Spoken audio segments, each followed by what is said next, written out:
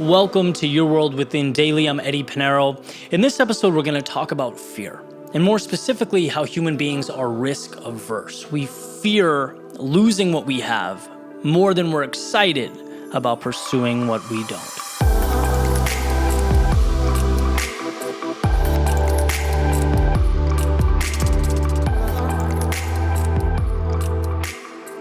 So this week, I was reading Thinking Fast and Slow by Daniel Kahneman, and it was an interesting book.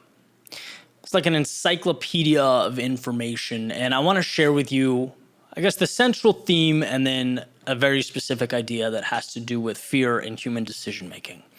So the idea, long story short, in the book is the human brain has two systems. What he calls system one, which is sort of the automatic, primal decision-making system. We do things without even realizing, right? Someone snaps, you hear something and you turn your head. It's automatic. You're not really thinking about it. You're reacting. And then system two, which is the system that we think we use to make all of our decisions, right? It's reason and logic, and when we really weigh things out and focus. But his point is most of our decisions are actually system one, and we don't realize it. And we actually get into trouble because we make these decisions based on system one, thinking that, there's actual logic and reason behind it, but there's not.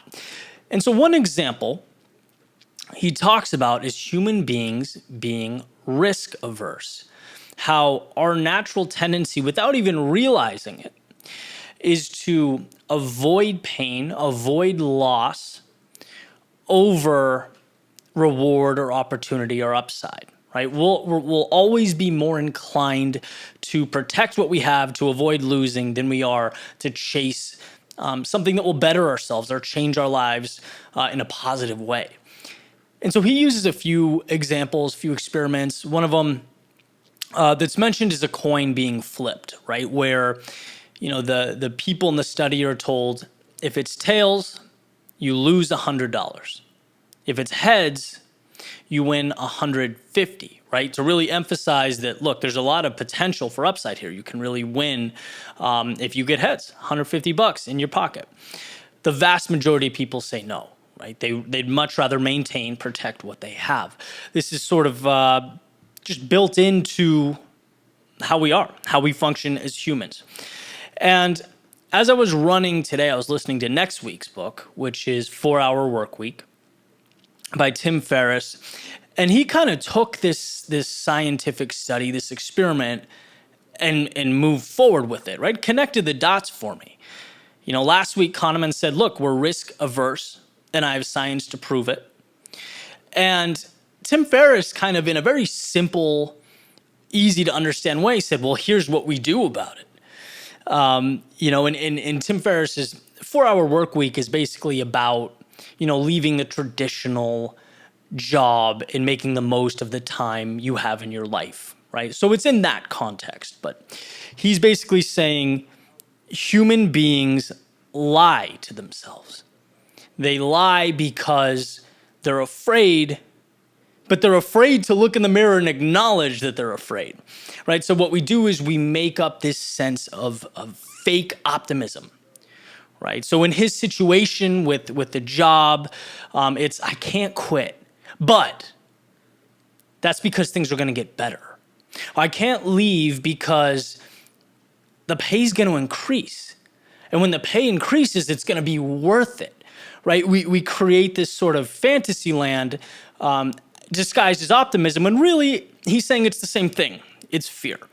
What we should be doing, if we're hyper aware, if we're really being truthful, if we're really, tearing through the layers of the onion, is ripping the Band-Aid off, right? Understanding, like so much of life is an awareness, right? It's understanding that we do things not because they're right, but because without even knowing it, we're trying to protect what we have. We're trying to maintain. We're scared to lose without even thinking about the upside, right? In fact, he has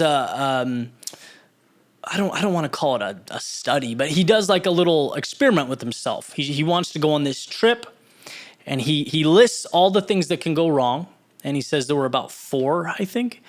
And then all the things that could go right. And he's looking at the 2 lists and he's like, man, the upside here is insane. And these 3 or 4 on the, the downside is holding me back. It makes no sense. It's not rational. And the idea is when you acknowledge it, when you acknowledge, the Kahneman's system 1, when you acknowledge you're being tied down by unnecessary reason or logic, you can remove that. And that's kind of what I wanted to be the focus of today's episode, right? That's the question that I wanted to leave you with, knowing that we are wired to avoid loss, and that we're prone to disguise optimism or fear as optimism. Where might that be hiding in your life? Like, where are some areas of your day-to-day, whether granular or big picture, that maybe you're preserving something that you're really not that interested in, or it really doesn't mean that much to you, but it's that system 1 thinking. It's you don't want to lose, when in reality, the upside is to the moon. That's what we want to do. We want to be looking at the opportunity. I've always said, that's one of the biggest mental shifts that changed my life, looking at life as this sort of endless opportunity, as, truly being what you make it. And where you see problems, they exist. But where you see upside, it's infinite. But the first step is always realization, right? It's always awareness. And you'll notice in a lot of these podcast episodes, that's all I'm really doing. That's the call to action. It's what are some things that we're doing that we're not aware of? Because once we are aware, we can then bend, manipulate, and live life on our own terms. So I hope you enjoyed this episode, guys. If you do, please subscribe, rate, review. Really helps me get this out to the world, and that is my goal. So thank you for that. And per usual, I'll be back tomorrow. Have an amazing day.